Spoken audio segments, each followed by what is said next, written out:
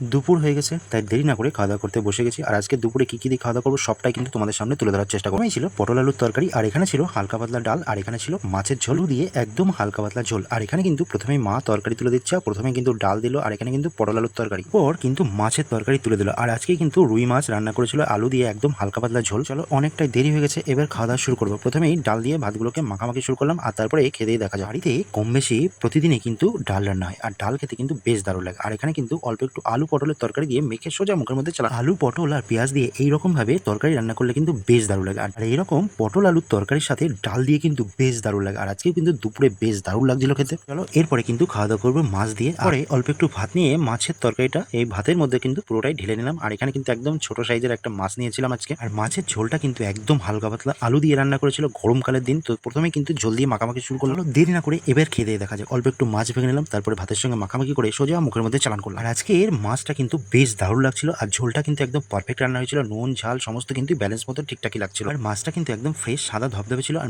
মাছটা খেতেও কিন্তু বেশ দারুণ লাগছিল। আর এটা কিন্তু রুই মাছ ছিল। একদিনের মতো আজকেও কিন্তু দুপুরে তোমাদের সামনে খাওয়ার ভিডিও তুলে দিলাম। ভালো লাগলে অবশ্যই একটা লাইক করে দিও, আর আমাদের ভিডিওগুলো দেখতে হলে অবশ্যই ফলো করে রাখো। তোমরা যারা ইউটিউব থেকে দেখছো অবশ্যই কিন্তু সাবস্ক্রাইব করে রাখো। প্রতিদিন কিন্তু পরপর ভিডিও আসতে থাকবে। দেখা হচ্ছে নেক্সট ব্লগে। সবাই ভালো থাকবেন, সুস্থ